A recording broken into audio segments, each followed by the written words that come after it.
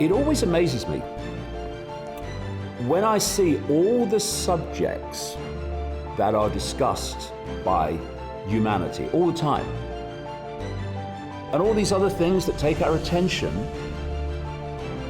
how rarely you hear questions about who are we?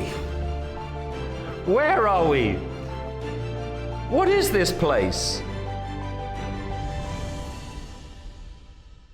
I mean, don't we want to know?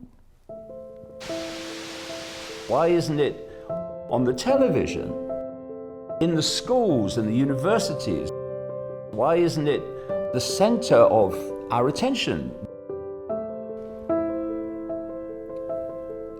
But no, so many never talk about it, because one of the reasons is it's so complex and it's so complicated that we have to leave it to the scientists and the academics.